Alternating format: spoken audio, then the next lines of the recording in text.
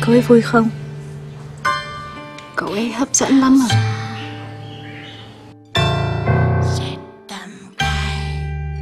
Chị nghĩ thế nào là hấp dẫn?